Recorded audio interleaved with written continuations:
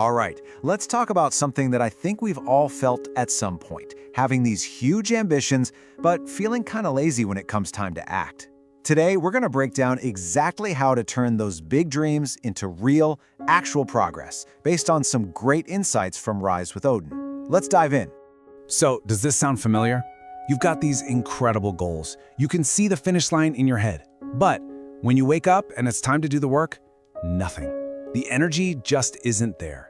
It is just so frustrating, isn't it? You tell yourself that classic line, okay, for real, I'll do it tomorrow. You imagine yourself finally writing that book, or getting into the best shape of your life, or mastering that new skill. But somehow, tomorrow just keeps getting pushed further and further away, and before you know it, you're just scrolling on your phone again. So how in the world do we break that cycle? Well, we've got a simple 4-part roadmap for this. First, we're going to understand the dreamer's dilemma. Then we'll get into how to outsmart your own brain.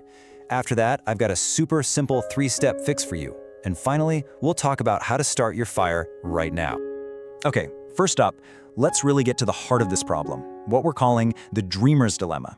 Why do we get so stuck in the first place? What's really going on here? And here's the big secret. This isn't about you being a lazy person. Not at all. The real reason you feel stuck is actually pretty simple. The goal just feels way too big. It seems so massive and overwhelming that your brain just kind of shuts down before you can even take the first step. And that idea is the perfect bridge to our next section, outsmarting your brain. Because once we understand why our brain puts on the brakes, we can start to work with it instead of constantly fighting against it. So, what you're looking at here is basically a tug-of-war happening inside your own head. On one side, you've got your brain, which is hardwired for one thing, survival. That means avoiding anything that feels like pain or discomfort and just seeking comfort. But on the other side, your dreams, and they require the exact opposite: effort, growth, and, yep, a little discomfort. That's the battle. This brings us to what might be the most powerful idea of all. Let's just redefine the word laziness. It's not who you are. It is not your identity. It's just a habit your brain developed to protect you from those huge, overwhelming tasks. And what's the best part about habits? They can be changed. Which, of course, brings us to the most practical part of all this. Section 3, the 3-step fix. This is the toolkit. These are the actual things you can do to start building a new habit of taking action. And you know what? The solution is actually way simpler than you might think. It really just boils down to these 3 things. We're going to make the tasks tiny, we're going to create easy routines so it all becomes automatic, and we're going to use something called the 2-minute rule to just get the ball rolling. Okay, let's really dive into step 1, make it small. The logic here is just rock solid. If huge tasks are scary, then the antidote is to shrink them down until they're not scary anymore. Make them so small your brain doesn't even have a chance to object. So what does this actually look like in practice? Well, instead of thinking, I have to write a book, just think, I'm going to write 1 sentence. Don't worry about learning a whole song on the guitar, just practice 1 single chord. The goal isn't to get a 6-pack today, it's just to do 1 push-up. See how much more approachable that feels? And this, right here, this is the new mantra. It's not about doing it perfectly, it's not about having this grand, flawless start. It's just about doing something. Anything. Because those tiny little wins are what build real, lasting momentum. So once you've made it small, what's next? Step 2, create easy routines. Now here's the hard truth about things like motivation and willpower. They're not reliable.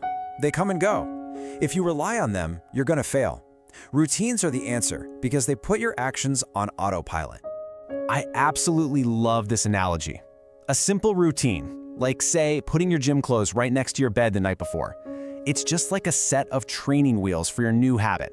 It gives you that extra support right when you need it most, until eventually you don't even need to think about it anymore. It just becomes natural. And that brings us to the final piece of the puzzle. Step 3, use the 2-minute rule. And this one is a total game changer because it targets the single hardest part of doing anything. 2, that's it. That's the magic number. Just 2 minutes. This is your secret weapon against procrastination. Here's why this is so powerful. We all know that just getting started is the absolute hardest part, right? Well, the 2-minute rule lowers that barrier to basically 0. You just make a deal with yourself, I'm only going to do this for 2 minutes. It's so ridiculously easy that your brain can't come up with a good excuse to say no. This captures it perfectly. Getting started is like giving a heavy ball that first big shove to get it to the top of a hill. It takes almost all your effort. But once you do it, once you get through those first 2 minutes, you'll be amazed how often the ball just starts rolling all by itself. Okay, so we've got our tools, we've got our new mindset. Now in our final section, we're going to tie it all together and talk about how to start your fire now. Let's connect these practical steps back to those huge dreams we started with. I want you to picture that big ambition of yours, right now, today. Maybe it just feels like a tiny little spark, something small, maybe even a little fragile. But here's the thing.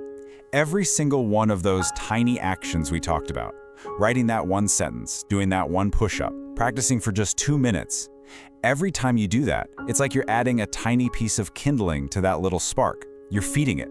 And what happens when you just keep doing that?